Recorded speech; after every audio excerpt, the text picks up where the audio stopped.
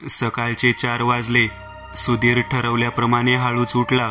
त्याने तयारी केली आणि आतल्या खोलीतून बाहेर येऊ लागला. तेवढ्यात गणेशला जाग येते. दादा, कुठं निघालाय सकाळ सकाळी? आळस देत गणेश बोलला. अरे काही नाही, जरा मॉर्निंग वॉक करून येतो. पण एवढ्या सकाळी? मी नेहमीच लवकर उठतो, तू झोप, मी जाऊन येतो. सुधीर सारवासारव करत बोलला. मी येतो ना तुझ्यासोबत. गणेश बिछाण्यातून उठण्याचा प्रयत्न करत बोलला. आता सुधीरला आपला प्लॅन फसतोय असं वाटलं. नको नको, मी जाईन एकटा, आणि तुला दिवसभर काम असतात तर तू झोप निवांत, मी जाऊन येतो. सुधीर म्हणाला. बरं ठीक आहे, ये जाऊन, पण जास्त वेळ लावू नकस. नाही, येईन लगेच. आता सुधीरच्या जीवात जीव आला. सुधीर लगबगीने मंदिराच्या दिशेने जातो. रस्त्यावर थंडगार वारा सुटलेला असतो. रस्त्यावर भयान शांतता असते. मध्येच एखाद्या कोंबड्याची बांग ऐकू येत होती. थोड्या वेळाने सुधीर मंदिराजवळ पोहोचतो. सुधीर आजूबाजूचा कानोसा घेतो. आजूबाजूला कोणीच नसतं. सुधीर आता चोर पावलाने मंदिराच्या मागे असलेल्या फुलबागेत शिरतो. परत आजूबाजूचा कानोसा घेतो आणि शेजारीच असलेल्या झुडपात लपून बसतो. आता सुधीरचं लक्ष देवदासी राहणाऱ्या खोलींवर असते. सुधीरला कधी त्या सुंदर मुलीला बघतोय असं झालं होतं. त्या मुलीमुळे सुधीर बेचैन झाला होता. खूप वेळ झाला, पण त्या खोलीमधून काहीच हालचाल होत नाही. सुधीर झुडपात बसून वैतागला होता. झुडपातील मच्छरांनी सुधीरला हैराण केलं होतं. अचानक एका खोलीचा दरवाजा उघडतो. त्या खोलीतून एक पुरुष हातात लालटेन घेऊन बाहेर येतो. हातातील लालटेन चेहऱ्याच्या जवळ आणून आजूबाजूला नजर फिरवतो. सुधीर त्याच्याकडे लक्ष देऊन बघतो तर त्याच्या लक्षात आलं की हा तोच केशव भट आहे, ज्याने त्या रात्री सुधीरला दम दिला होता. सुधीर खूप घाबरतो आणि झुडपात अजून आत शिरून लपून बसतो. केशव भट यांना बाहेर कोणीही नसल्याची खात्री होते. तेव्हा ते बाकी खोल्यांचे दार वाजवतात. अचानक आतून सर्व देवदासी बाहेर येऊ लागल्या. सुधीरची नजर त्या सुंदर मुलीला शोधत असते, पण ती मुलगी अजून बाहेर आलीच नाही. आता सुधीरची बेचैनी वाढू लागली. अचानक त्याची नजर एका खोलीवर खिळली. त्या खोलीतून ती सुंदर मुलगी बाहेर येत होती. तिच्या हातात लालटेन होतं. खोलीतून बाहेर आल्यावर ती मुलगी लालटेन चेहऱ्याजवळ पकडते. लालटेनच्या प्रकाशात तिचं सौंदर्य अजून उजळून दिसत होतं. तिचा चेहरा बघून सुधीर घायाळ झाला. लाल साडीमध्ये ती मुलगी एखाद्या लाल परीसारखी भासत होती. ती मुलगी बाकी देवदासी सोबत बागेत शिरली. सर्व देवदासी फुलं वेचू लागली. अचानक ती मुलगी सुधीरच्या जवळ असलेल्या झाडाजवळ येऊ लागली. तिची चाल बघून सुधीर बेजार झाला. ती मुलगी झाडाजवळ येऊन फुलं वेचू लागली. आता त्या मुलीमध्ये आणि सुधीरमध्ये काही हातांचंच अंतर होतं. तिचं सौंदर्य अगदी जवळून बघून सुधीरच्या हृदयाचे ठोके वाढू लागले. ती मुलगी नुकतीच आंघोळ करून आली असावी. तिच्या ओल्या केसांमधून अजून पाणी तिच्या कमरेवर थेंब थेंब गळत होतं. सुधीर डोळे बंद करून तिच्या ओल्या केसांचा सुगंध घेऊ लागला. सुधीरला आपण स्वर्गात असल्याचा भास होऊ लागला. तेवढ्यात एक जोरात आवाज येतो. झाली का फुलं वेचून? चला लवकर या इकडं. एक लाल साडी नेसलेली बाई मुलींवर ओरडून बोलते. त्या बाईचा आवाज ऐकून सगळ्या मुली लगबगीने परत आपल्या खोलीजवळ जातात. सुधीर फक्त त्या पाठमोऱ्या मुलीकडे पाहत असतो. देवदासी सगळी फुलं केशव भटांना देतात आणि आपापल्या खोलीत निघून जातात. थोड्या वेळाने पुन्हा भयान शांतता पसरते. सुधीर हळूच बागेतून बाहेर येतो आणि घराकडे जाऊ लागतो. पण घरी जाता जाता त्याच्या मनात त्या मुलीबद्दलच विचार चालू असतात. घरी जाऊन सुधीर आंघोळ नाश्ता करून परत मंदिराकडे जातो. मंदिरात देवाचे दर्शन घेतो. बाजूला असलेल्या कठड्यावर बसतो. हळू सुधीर त्याची नजर मंदिरामागे वळवतो. त्याला ती सुंदर मुलगी झाडू मारताना दिसते. सुधीर तिला बघतच राहतो. अचानक त्या मुलीची नजर सुधीरवर पडते. थोडा वेळ ती सुधीरला बघते आणि परत खोलीत निघून जाते. आता सुधीर दररोज सकाळी लवकर उठून त्या मुलीला बघायला बागेत जाऊ लागला. का कुणास ठाऊक, पण सुधीर त्या मुलीवर जीवापाड प्रेम करत होता. सकाळी बागेत जाणं आणि नंतर मंदिरात जाणं हा सुधीरचा नित्यक्रम ठरला होता. असाच एके सकाळी सुधीर झुडपात जाऊन लपला. आज त्या मुलीला आपल्या प्रेमाविषयी सांगायचं असं सुधीर ठरवूनच आला होता. अचानक सगळ्या मुली खोलीबाहेर येऊन बागेत फुलं वेचायला लागतात. ती मुलगी सुधीरच्या जवळ असलेल्या झाडाजवळ येते. आता सुधीर आणि त्या मुलीमध्ये काही हाताचं अंतर होतं. सुधीर हिमतीने हळूच त्या मुलीच्या पुढे उभा राहतो. ती मुलगी दचकते आणि घाबरून जोरात किंचाळते. अरे देवा! तिच्या किंचाळण्याचा आवाज त्या बाईला जातो. काय ग लक्ष्मी, काय झालं ओरडायला? ती मुलगी स्वतःला सावरते, आजूबाजूला बघते आणि सुधीरला झुडपात ढकलते.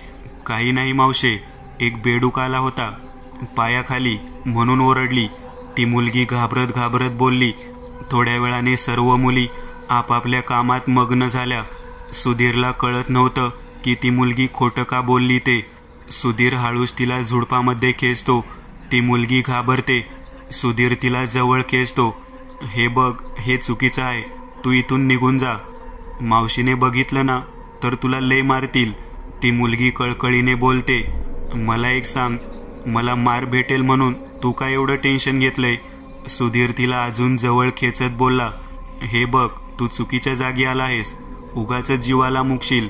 तुझं नाव लक्ष्मी आहे ना? मी लक्ष्मी असली तरी देवदासी आहे ह्या मंदिराची. लक्ष्मी हलकासा प्रतिकार करत बोलली. लक्ष्मी, माझं तुझ्यावर जीवापाड प्रेम आहे. लक्ष्मीची हानवटी अलगद बोटांनी वर करत सुधीर बोलला. तुला अजून सांगते, तू माझ्या मागे लागू नकोस, उगाच स्वतःचं आयुष्य बर्बाद करशील. लक्ष्मी सुधीरच्या नजरेला नजर देऊन हळू आवाजात बोलली. तिचा तो सुंदर चेहरा चंद्रप्रकाशामुळे अजून खुलला होता. अगं, तू माझ्या आयुष्यात आलीस तर माझं आयुष्य सुंदर होईल आणि तुझं पण माझ्यावर प्रेम आहे. सुधीर तिच्या केसातून अलगद हात फिरवत बोलला. तुला कोणी सांगितलं की माझं तुझ्यावर प्रेम आहे ते? जर तुझं माझ्यावर प्रेम नसतं तर मग तू माझं नाव तुझ्या मावशीला का नाही सांगितलं? हे बघ, मी तुला अजून सांगते, माझ्या मागे लागू नगस, नाहीतर तुझ्या जीवाला धोका होईल. नकळत लक्ष्मीच्या डोळ्यातून अश्रू बाहेर येतात. तुझ्यासाठी माझा जीव गेला तरी बेहतर. सुधीरला मध्येच अडवत लक्ष्मी त्याच्या तोंडावर आपला हात ठेवते. असं बोलू नगस, लक्ष्मी कळवळत बोलली. सुधीर लक्ष्मीच्या कमरेत हात घालतो आणि तिला अजून स्वतःजवळ ओढून घेतो. आता लक्ष्मीचा चेहरा आणि सुधीरचा चेहरा एकदम जवळ येतो. सुधीर एका हाताने तिचा चेहरा अलगद उचलतो. लक्ष्मीने आपले डोळे बंद केले. ए पोरींनो, झाला असेल तर या लवकर. लक्ष्मी डोळे उघडते आणि सुधीरपासून स्वतःला वेगळं करते आणि लगबगीने जाऊ लागते. तेवढ्या सुधीर तिचा हात पकडतो. पुन्हा कधी भेटायचं? उद्या इथेच भेटूया. आता मला उशीर होतोय, जाऊ दे मला, नाहीतर मावशी ओरडेल. लक्ष्मी हात सोडवण्याचा प्रयत्न करत बोलते. सुधीर तिचा हात सोडतो. लक्ष्मी धावत मावशीकडे पोहोचते. का ग, एवढा वेळ लागला यायला? मावशी म्हणाल्या. नाही, जरा पायात काटा रुतलेला, तो काढत होते. बर बर, ती फुलं दे आणि तू जा खोलीत. सुधीर पाठमोऱ्या लक्ष्मीला बघत राहतो. लक्ष्मी खोलीत शिरण्याआधी त्या झुडपावर लक्ष देते आणि हसते. लक्ष्मीचा हसरा चेहरा बघून सुधीर घायाळ होतो. सुधीर आणि लक्ष्मीचं प्रेम हळूहळू खुलू लागलं. दोघे एकमेकांच्या प्रेमात अखंड बुडाले होते. जे गाव सुरुवातीला सुधीरला नकोसे वाटत होते, आज तेच गाव सुधीरला हवेसे वाटत होते. लक्ष्मी आणि सुधीर आता रात्री पण भेटू लागलेत. असाच एकदा सुधीर आणि लक्ष्मी रात्रीचं भेटायचं ठरवतात. रात्रीच्या मध्यंतरी सुधीर जागा होतो. घड्याळात नजर टाकून लगबगीने उठतो. बाजूला नजर फिरवतो तर गणेश गाढ झोपला होता. सुधीर हळूच बिछाण्यातून उठून घराबाहेर येतो. रस्त्यावर भयान शांतता पसरलेली असते. मध्येच कुत्र्यांच्या भुंकण्याचे आवाज येऊन भयान शांतता भंग होत होती. सुधीर लगबगीने चालत असतो. थोड्या वेळाने सुधीर भेटण्याच्या जागेवरती पोहोचतो. आजूबाजूला लक्ष देतो. त्याला लक्ष्मी कुठेच दिसत नाही. अचानक मागून एक आवाज येतो, भौ. सुधीर घाबरतो आणि मागे वळून बघतो तर लक्ष्मी असते. घाबरलं वाटते कोणीतरी. लक्ष्मी हसत बोलते. सुधीर लक्ष्मीला एका हाताने जवळ खेचतो. तिच्या नजरेला नजर भिडवून बोलतो, घाबरलो असतो तर इथे आलो नसतो, कळलं मला ते. सुधीरपासून स्वतःला सोडून लक्ष्मी हसत बोलली. अचानक लक्ष्मी हसायचं बंद करते. काय झालं लक्ष्मी, घाबरली का? सुधीर मिश्किलपणे बोलतो. सुधीर, आपण दोघे हे करतोय ते ठीक आहे ना? लक्ष्मी गंभीर आवाजात बोलली. हे म्हणजे काय लक्ष्मी? हेच आपलं प्रेम. लक्ष्मी, प्रेम करणं गुन्हा नसतो. एका मुलीबरोबर प्रेम करणं गुन्हा नसतो, पण एका देवदासीबरोबर प्रेम करणं गुन्हा असतो. लक्ष्मी खाली मान घालून बोलते. का? देवदासी म्हणजे मुली नसतात का? त्यांना त्यांचं आयुष्य जगण्याचा अधिकार नसतो का? सुधीर, तुला कळणार नाही देवदासी काय असतात ते. लक्ष्मी हताश होऊन बोलली. आज मला कळायला पाहिजे देवदासी काय असतात ते. हे बघ सुधीर, तू रागावू नकोस, पण आपण आता इथेच थांबलेलं बरं. लक्ष्मी मान खाली घालून बोलते. इथेच थांबलेलं म्हणजे? यासाठी मी एवढं धाडस केलं का? मला तुझ्याशी लग्न करायचे आहे. सुधीर, प्रत्येक देवदासीचं लग्न देवाबरोबर झालेलं असतं आणि माझंही झालेलं आहे. लक्ष्मी हताश होऊन बोलते. कसलीही तुमची अंधश्रद्धा. म्हणे आमचं लग्न देवाबरोबर झालं आहे. अगं वेडे, तुम्हाला नकळत वयात देवाला सोडतात, ज्यावेळी तुम्हाला देव काय असतो हे देखील माहीत नसतं. अगं मुलींचा बोजा वाटतो म्हणून ही लोक तुम्हाला देवाला सोडतात, पण हेच सत्य आहे सुधीर. गावकऱ्यांना जर हे सगळं कळलं तर ते आपल्या दोघांना मारून टाकतील. लक्ष्मी कळकळीने सांगते. मरू ना मग दोघे, माझी हरकत नाही. सुधीर लक्ष्मीला जवळ घेत बोलतो. सुधीर, मी मेले तर चालेल, पण तुझ्यासमोर तुझं अख्खं आयुष्य आहे. तुला माझ्यापेक्षा चांगली मुलगी भेटेल. लक्ष्मी बोलली. पण मला तू भेटणार नाहीस ना? सुधीर लक्ष्मीच्या डोक्यावरून हात फिरवत म्हणाला. सुधीर, कसं सांगू तुला? उगाच तू विषयाची परीक्षा घेऊ नकोस. आता बाकी काही बोलू नकोस. मला फक्त एक सांग, तू माझ्यावर प्रेम करतेस ना? सुधीर लक्ष्मीची हानवटी अलगद वर उचलून बोलतो. नाही. लक्ष्मी अडखळत बोलते. लक्ष्मी डोळे बंद करते. तिच्या बंद डोळ्यामधून अश्रू वाहू लागतात. सुधीर लक्ष्मीच्या चेहऱ्याकडे बघतो. दोघे एकमेकांच्या बाहुपाशात असतात. अचानक लक्ष्मी भानावर येते आणि सुधीरला दूर लोटते. एव्हाना सुधीरही भानावर आला. सुधीर, तू जा इथून. तू उद्याच हे गाव सोड. हे बघ लक्ष्मी, मी तर या गावातून जाणार, पण सोबत तुला घेऊन जाणार हे लक्षात ठेव. सुधीर लक्ष्मीला मिठीत घेत बोलतो. सुधीर, हे शक्य नाही. लक्ष्मी, तुझा माझ्यावर विश्वास आहे ना? हो आहे. मग मी सगळ्या अशक्य गोष्टी शक्य करतोय की नाही बघ तू. आपण दोघे या गावापासून खूप लांब अमेरिकेत सुखाने राहू. सुधीरच्या बोलण्याने लक्ष्मी सुधीरला अजून जोरात मिठी मारते. मारतेस की काय मला? सुधीर मिश्किलपणे बोलतो. तुला कशाला मारणार? आता तुझ्यासोबत अख्खे आयुष्य काढणार. लक्ष्मी अजून घट्ट मिठी मारत बोलते. सुधीर लक्ष्मीचा चेहरा हाताच्या ओंजळीत घेतो. आता खूप वेळ झाला आहे, तू जा, आपण परत भेटू. ठीक आहे, तू काळजी घे. पाठमोऱ्या जाणाऱ्या लक्ष्मीला जाताना सुधीर बघतो. हळूहळू लक्ष्मी अंधारात गायब होते. सुधीर आपल्या घराचा रस्ता पकडतो. सुधीरच्या मनात आता लग्नाचे वेड लागले होते. सुधीरला आता घर दिसू लागलं. अचानक सुधीरला मागून कोणीतरी येत असल्याचा भास झाला. सुधीर मागे वळतोच तेवढ्यात त्याच्या अंगावर कोणीतरी गोनपाट टाकतो आणि सुधीरला लाट्या काठ्यांनी मारू लागतो. अचानक झालेल्या हल्ल्याने सुधीर गांगारून जातो. त्याला अंगावर टाकलेल्या गोनपाटामुळे काय चाललंय काहीच कळत नव्हतं. आता सुधीर जोरजोरात ओरडू लागला. थोड्या वेळाने सुधीरच्या कानावर एक जोरात आरोळी येते. अरे कोण आहे तो हांडगा? माझ्या भावाला मारतोय काय? थांब, मी आलोच. गणेश गरजला. गणेश हातात कुऱ्हाड घेऊन धावत सुधीर जवळ येऊ लागला. गणेशचा रुद्र अवतार बघून मारायला आलेली माणसे पळून जातात. कुठे पळतात हांडगे? अरे दम असेल तर समोरून वार करा. भेकडागत मागून काय वार करताय? गणेश पळून जाणाऱ्या माणसांना बघून ओरडतो. गणेश सुधीरच्या अंगावरचे गोनपाट काढतो. सुधीरला जबर मार लागलेला असतो. सुधीर खूप युळत असतो. गणेश सुधीरला घरात आतल्या खोलीत घेऊन येतो. आई ग गणेश, हे जे आता बाहेर झालं ते प्लीज घरात कुणाला सांगू नकोस. अरे दादा, मी सांगत नाही, पण हे कोण होते? आणि तू एवढ्या रात्री बाहेर काय करत होतास? गणेश प्रश्नावर प्रश्न विचारू लागला. अरे हो, किती प्रश्न विचारशील? सांगतो सगळी उत्तरे, पण आधी मला एक ग्लास पाणी आणून दे. हे घे पाणी आणि सांग पटकन. हातातील पाण्याचा ग्लास देत गणेश बोलला. सुधीर पाणी पितो. अरे काही नाही, झोप लागत नव्हती म्हणून बाहेर फेरफटका मारायला गेलो होतो, तर असं झालं. दादा, ही काय तुझी अमेरिका आहे काय? कधी फेरफटका मारायला? अरे गाव आहे हे, इथे रात्रीचं कोणीच भटकत नाही. हो, चुकलंच माझं, परत नाही जाणार. सुधीर सारवासारव करून बोलला. त्याला आताच गणेशला लक्ष्मीबद्दल सांगायचे नव्हते. अरे थोडक्यात वाचलास तू, नाहीतर काहीतरी अनर्थ झाला असता. गणेश सुधीरच्या जखमेवर फुंकर मारत बोलला. हो गणेश, आता तुला सांगितल्याशिवाय बाहेर जाणार नाही. मग तर झालं. सुधीर हसत बोलला. तसं नाही दादा, पण आज मी वेळेवर आलो नसतो तर काय झालं असतं काय माहीत. एक काम करू, उद्या तालुक्याच्या दवाखान्यात जाऊन दवा घेऊन येऊ. उद्या जायचंच आहे ना, मग आता जरा झोपू. तुला पण झोप आली असेल. सुधीर बिछाण्यात शिरून बोलतो. बरं दादा, झोप आता. गणेश आणि सुधीर डोळे बंद करतात, पण सुधीरच्या मनात अजून विचारांचा खेळ चालू होता.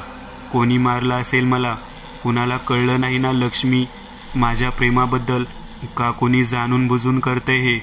त्या रात्रीच्या प्रकारामुळे सुधीर आणि लक्ष्मीने रात्रीचं भेटायचं टाळलं. पहाटे फुले वेचताना मात्र दोघे भेटत होते, पण गणेशच्या मनात सुधीरबद्दल संशय येऊ लागला असेल असं सुधीरला सारखं वाटत होतं. त्याच्या मनात न राहून सारखं येत होतं की लक्ष्मीबाबत सगळं त्याला सांगावं, पण सुधीर योग्य वेळ येण्याची वाट बघत होता. आता प्रत्येक दिवस परत सुरळीत जाऊ लागले. असाच एक दिवस सुधीर लक्ष्मीला भेटायला जातो. ठरल्याप्रमाणे सुधीर फुलांच्या बागेतील एका झुडपात लपतो. नेहमीप्रमाणे केशव भट पहिलं बाहेर येऊन जागेचा अंदाज घेऊ लागले. आजूबाजूला कोणी नाही ह्याची खात्री झाल्यावर त्यांनी सगळ्या देवदासीला बाहेर येऊन फुलं वेचायला सांगितली. एकामागून एक देवदासी आपल्या खोलीतून बाहेर पडू लागली. सुधीरची नजर लक्ष्मीच्या खोलीवर असते. सर्व देवदासी बाहेर येतात, पण लक्ष्मी बाहेर येत नाही. सुधीर थोडा चिंतेत पडतो. त्याला वाटतं की कदाचित लक्ष्मी आजारी असेल. त्याच्या हृदयाची धडधड काळजीपोटी वाढू लागली, पण सुधीर बंद खोली पाहण्याखेरीज काहीच करू शकत नव्हता. सुधीरचा जीव कासावीस होऊ लागला. त्याची बेचैनी वाढू लागली. थंड वातावरणात देखील सुधीरला घाम फुटू लागला. अचानक सुधीरची झुडपामध्ये हालचाल होते. एका देवदासीचं लक्ष हलणाऱ्या झुडपावर जाते. ती आता कुतूहल म्हणून झुडपाजवळ जाऊ लागते. सुधीरला पानांच्या आडोशात समोरून येणारी देवदासी बघतो. सुधीर अजून व्यवस्थित झुडपात लपण्याचा प्रयत्न करतो. सुधीरला आज त्याचं भिंग फुटण्याची भीती वाटू लागली. सुधीर प्रचंड घाबरला. ती देवदासी झुडपाजवळ येते आणि लालटेनच्या प्रकाशात झुडपाच्या आजूबाजूला पाहू लागते. तिला काहीच संशयास्पद दिसत नाही. ती परत फुलं वेचायला निघून जाते. आता सुधीरच्या जीवात जीव आला. थोड्या वेळाने मावशी बाहेर येते आणि सगळ्या मुलींना हाक मारते. ए पोरींनो, फुलं वेचून झाली असतील तर या लवकर. सगळ्या पोरी लगबगीने बागेतून बाहेर जातात. स्वतःजवळ असलेली सगळी फुलं केशव भटांना देऊन सगळ्या मुली परत खोलीत जातात. थोड्या वेळाने परत भयान शांतता पसरते. सुधीर डोळे बंद करून लक्ष्मीला आठवू लागतो. त्याला आजारी असलेली लक्ष्मी दिसू लागते. आज मला लक्ष्मीला भेटावंच लागेल. सुधीर स्वतःशीच पुटपुटतो. सुधीर आजूबाजूचा कानोसा घेतो आणि हळूच झुडपातून बाहेर येतो. आता सुधीर लक्ष्मीच्या खोलीच्या दिशेने चालू लागतो. सुधीर लक्ष्मीच्या खोलीजवळ पोहोचतो. लक्ष्मी, मी सुधीर. दार उघड, मी बाहेर आहे. सुधीर हळू आवाजात. आतून काहीच हालचाल होत नाही. लक्ष्मी, दार उघड, कोणीतरी येईल, लवकर दार उघड. हळूच लक्ष्मी दार उघडते. लक्ष्मीला बघून सुधीरचा जीव भांड्यात पडतो. लक्ष्मी काहीच न बोलता खोलीत आत जाते. सुधीर खोलीत शिरतो आणि दार लावून घेतो. लक्ष्मीचा रडवा चेहरा बघून सुधीर कासावीस होतो. काय झालंय तुला लक्ष्मी? सुधीर लक्ष्मीजवळ जात विचारतो. लक्ष्मी सुधीरला बोटाने खोलीच्या एका कोपऱ्यात इशारा करते. सुधीर हळूच त्या कोपऱ्यात बघतो. अचानक सुधीरची बोबडीच वळते. त्या कोपऱ्यात मावशी उभी असते आणि ती ह्या दोघांना रागाने बघत असते. एव्हाना सुधीरला परिस्थितीचा अंदाज आला. तो स्वतःला सांभाळतो आणि मावशीजवळ जातो. मावशी, आम्हा दोघांचे एकमेकावर खूप प्रेम आहे. सुधीर हात जोडून विनवणी करतो. हे बघा, हे समज चुकीचं आहे, मावशी रागात बोलली. मावशी, मी लक्ष्मीशिवाय जगू शकत नाही, सुधीर रडत बोलतो. मावशी लक्ष्मीजवळ जाते. तुला पण हाच मुलगा भेटला का वाटोळं करायला? मावशी लक्ष्मीला मारत बोलली. मावशी, तिला मारू नका, पाहिजे तर मला मारा, सुधीर रडत बोलतो. हे बघ, तुला ह्यातलं काय बी माहीत नव्हतं, पण हिला तर समज माहीत होतं ना, मावशी लक्ष्मीला परत मारत बोलते. सुधीरचा पारा चढतो. सुधीर मावशीचा हात पकडतो. मावशी, परत लक्ष्मीला हात लावला तर मी तुमचा मोठेपणा बघणार नाही, सुधीर रागात बोलतो. मावशी सुधीरकडे स्तब्ध बघत राहते. मावशीच्या डोळ्यातून अश्रू येऊ लागतात. सुधीरला त्याची चूक कळली. माफ कर मावशी, मी चुकीचा वागलो, पण लक्ष्मीला माझ्यापासून दूर करू नकोस, सुधीर रडत रडत मावशीच्या पाया पडत बोलला. हे बघ, तू लवकरात लवकर हे गाव सोडून जा आणि परत इथे येऊ नकस. लक्ष्मीचा नाद सोड. मावशी, खरंच माझं तिच्यावर खूप प्रेम आहे. जर का ती मला भेटली नाही तर मी स्वतःचं बरं वाईट करून घेईल, सुधीर रडत रडत बोलला. अचानक दार वाजते. सगळ्यांचं लक्ष दारावर जाते. मावशी दार उघडते. बाहेर केशव भट उभे असतात. सुधीर दाराकडे बघत असतो. अचानक तो समोरचं दृश्य बघून हादरतो. केशव भटजी सोबत गणेश खोलीत येत असतो. दोघेही खोलीत आल्यावर गणेश दार बंद करतो. केशव भटजी आणि गणेश शांतपणे आत येऊन बसतात.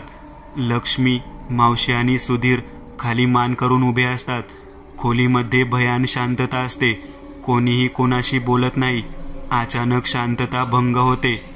मला असलंच काहीतरी वाटत होतं, केशव भटजी मोठा श्वास सोडत बोलले. दादा, रे हे काय केलंस? गणेश, मी तुला सांगणारच होतो लक्ष्मीबद्दल, पण ती वेळच आली नाही. दादा, हे करण्याच्या आधी एकदा घरचा विचार करायचा ना, गणेश हाताश होऊन बोलला. या गावातील माणसं साधी नाहीत, त्यांना हे कळल्यावर तुम्हा दोघांना मारून टाकतील, केशव भटजी रागात बोलले. लक्ष्मी धावत केशव भट जवळ जाते. पाहिजे तर मला मारा, पण ह्यांना मारू नका, लक्ष्मी रडत रडत केशव भटजीच्या पाया पडत बोलते. ह्या सगळ्या गोष्टीचा तुम्ही प्रेम करायच्या आधी विचार करायला पाहिजे होता. अगदी तू देवदासी, तू देवाची दासी, आणि तू हे सगळं केलंस, आणि तुला बघून बाकीचे पण हेच करणार ना, केशव भट रागात बोलले.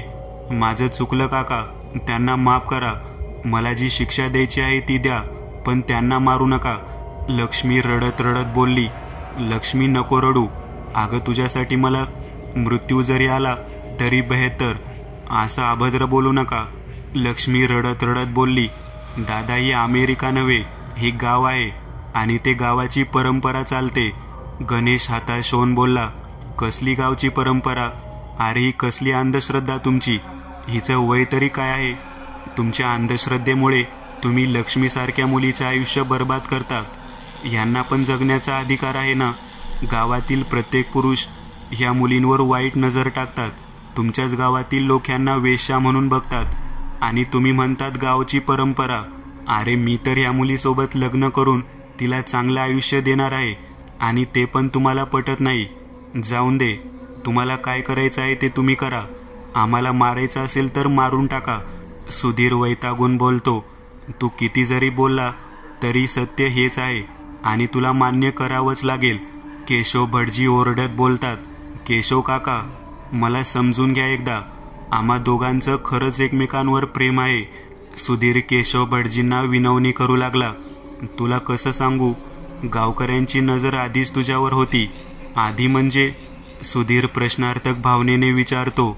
अरे तू, केशव भटजींना मावशीने बोलता बोलता मध्येच अडवते. नका केशव काका, त्याला काही सांगू नका, मावशी केशव भटजी समोर हात जोडून रडत रडत बोलली. काका, मला कळलं पाहिजे, का माझ्या मागे लागलेत गावकरी, सुधीर वैतागून बोलतो.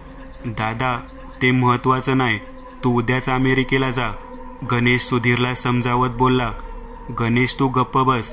केशव काका, मी या गावचं काय वाकडं केलं आहे ते सांगा. समीर ओरडून बोलतो, केशव काका, तुम्हाला माझी शपथ आहे, त्याला काय बी सांगू नका. मावशी रडत रडत बोलली, मावशी तुझा जीव घेईल मी जर परत त्यांना अडवलं तर. सुधीर रागात बोलला. हे वाक्य ऐकताच केशव भटजी चिडले आणि त्यांनी सुधीरच्या कानशिलात लगावली. त्यांनी सुधीरला पकडलं आणि खेचत खेचत मावशीजवळ घेऊन गेले. तुला माहीत आहे का कोण आहे ही आणि तू कुणाला मारणार आहेस ते? काका नका सांगू त्याला. गणेश विनवणी करू लागला. गणेश, कधी ना कधी ह्याला कळलं पाहिजे. केशव भटजी ओरडत म्हणाले. लक्ष्मी जोरात रडू लागली. अरे तू या देवदासीचा पोरगा आहेस, ही तुझी आई आहे आई. सुधीरला धक्काच बसतो. तो मावशीकडे फक्त बघत राहिला. अरे हिने तुला जन्म दिला, तू माधव आणि या पार्वतीचा मुलगा आहेस. केशव भट सुधीरची कॉलर पकडून बोलले. सर्वत्र भयान शांतता पसरली. सुधीर गुडघ्यावर खाली कोसळला. त्याला काय चाललंय काहीच कळत नव्हतं. त्याच्या डोक्यात एकच विचार घुमत होता, ही देवदासी आई आहे तुझी. खोलीत भयान शांतता पसरलेली असते. सुधीर स्वतःला सावरू लागतो. गणेश, हे तुला माहीत होतं? सुधीर गणेशकडे बघत बोलला. हो माहीत होतं. मग मला का नाही सांगितलंस? बाबांनी मला तशी शपथ घातली होती. अरे एवढे दिवस माझ्यापासून तुम्ही खोटं बोललात आणि सांगायचं नव्हतं तर कशाला मला बोलावलं ह्या गावी? बाबांनी मरण्यापूर्वी तुझ्याबद्दल आणि पार्वती मावशीबद्दल सगळं सांगितलं मला. बहुतेक त्यांना मृत्यूची चाहूल लागली असेल. त्यांची अशी इच्छा होती की जर का त्यांचा मृत्यू झाला तर मुखाग्नी मी द्यायचा आणि उत्तर कार्य तुझ्याकडून करून घ्यायचं. त्यासाठी तुला उत्तर कार्यासाठी बोलावलं होतं आणि झालं भलतंच. सुधीर पार्वतीकडे नजर फिरवतो. तू तर माझी जन्मदाती आई आहेस ना, मग का ठेवलं मला तुझ्यापासून दूर? का तुम्ही सर्वांनी माझ्यावर अन्याय केला? सुधीर पार्वतीच्या पायावर डोकं ठेवत रडत बोलला. बाळा, तुला चांगलं आयुष्य मिळावं म्हणून ठेवलं होतं लांब माझ्यापासून. माझ्यासोबत ठेवून तुझं पण माझ्यासारखंच आयुष्य गेलं असतं. सुधीरला पायावरून उठवत पार्वती रडत बोलली. बाळ बोलू नकोस मला. आई आणि बाप जिवंत असून देखील तुम्ही मला पोरकं केलं. अगं एकदा पण वाटलं नाही का आपल्या पोराला भेटावं म्हणून? सुधीर ओरडत बोलला. तसं नाही बाळा, तुला पाहण्यासाठी जीव तुटत होता माझा. मला जेव्हा कळलं की तू गावात आलास तेव्हा लगेच तुला बघायला घराजवळ आली. तुला खिडकीतून वाकून बघण्याचा प्रयत्न केला, पण तुझी नजर माझ्यावर पडली म्हणून मी लगेच परत निघून गेली. पण परत येऊन माझं मन तुला बघायला बेचैन झालं होतं म्हणून मी त्या रात्री तुझ्या घराजवळ आली. पण काळोखात तू खिडकीतून दिसत नव्हता म्हणून मी माझ्या नशिबावर त्या झाडाखाली बसून रडत होती. थोड्या वेळाने मी तिथून निघाली तर तू अचानक माझ्या मागे येऊ लागला. तुला सामोरे जाण्याचं माझं धाडस होत नव्हतं, पण तू माझा पाठलाग करू लागला. शेवटी मी तुला भेटण्याचा निर्धार केला आणि मागे वळली तर तू जमिनीवर कोसळला होता आणि तुझ्या मागे केशव काका उभे होते. मी घाबरली आणि लगेच तिथून निघून गेली. पार्वती रडत रडत बोलली. मग तू मला परत भेटायला का नाही आलीस? पाणवलेल्या डोळ्यांनी सुधीर बोलला. मी सांगितलं तिला तुला भेटू नकोस म्हणून. जर गावातल्या माणसांनी तुला हिच्यासोबत बघितलं असतं तर तुला त्यांनी ठार मारलं असतं. केशव भटजी गंभीर स्वरात बोलले. पण गावातल्या लोकांचं मी काय वाकडं केलं होतं आणि ते मला का मारणार होते? कारण तू देवदासीचा मुलगा होतास आणि तू देखील देवाची सेवा करायला पाहिजे होती, पण तसं झालं नाही. याचा राग अजून त्यांच्या मनात आहे. देवदासीचा मुलगा असणे एवढा मोठा गुन्हा आहे का? या गुन्ह्यामुळे मी आईवडिलांच्या प्रेमाला मुकलो, मी माझ्या भावाच्या प्रेमाला मुकलो. असला कसला गुन्हा केला होता मी की मला माझ्या घरापासून लांब ठेवलं गेलं? सुधीर केशव भटजीच्या पायावर डोकं ठेवून रडत बोलला. दादा रडू नगस. गणेश धीर देत बोलला. गणेश, आता मला माझ्या प्रेमाला नाही मुकायचं. आता मला लक्ष्मीला नाही मुकायचं. मला तिच्यासोबत आयुष्य काढायचं आहे. सुधीर जोरजोरात रडत बोलला. थोडा वेळ भयान शांतता पसरते. नियतीने तिचे चक्र परत फिरवले. जे घडायला नाही पाहिजे होतं ते परत घडतंय. केशव भटजी दीर्घ श्वास सोडत बोलले. कसलं चक्र? केशव काका, मला माझ्या आयुष्यात काय काय घडलं हे सगळं कळलं पाहिजे. सुधीर, भूतकाळ पुन्हा वर्तमान काळात डोकावून पाहतो आहे. कठीण आहे सगळं. मला माझा भूतकाळ कळला पाहिजे. सुधीर व्याकुळ नजरेने बघत बोलतो. तो दिवस माझ्या नजरेसमोर अजूनही दिसतो. तुला दत्तक घेतलेले आणि त्यावेळीचे गावचे सरपंच, तुझे वडील सुभाष आणि आई सुमन वाड्यात पलंगावर माझ्या समोर बसलेले होते. आमच्यामध्ये मोहन उभा होता. मित्रांनो, आज पुरतं एवढंच. तुम्हाला जर काही गोष्ट आवडली असेल तर नक्की लाईक करा. तुमच्यापैकी बरेचसे जण व्हिडिओ लाईक न करताच पळून जातात. पण हा जर व्हिडिओ तुम्ही लाईक केला तर मला जरा बरं वाटेल आणि असेच भारी भारी व्हिडिओ बनवायची माझ्यात एनर्जी येईल. त्यामुळे नक्की लाईक करा. आणि अजूनही कोणी या चॅनलला सबस्क्राईब केलेलं नसाल तर लगेच सबस्क्राईब करून टाका. आणि बाजूची घंटी ती मात्र दाबायला विसरू नका. देवाची घंटी आहे ती. चला तर मग पुन्हा भेटूया अशीच एक आगळी वेगळी गोष्ट घेऊन पुढच्या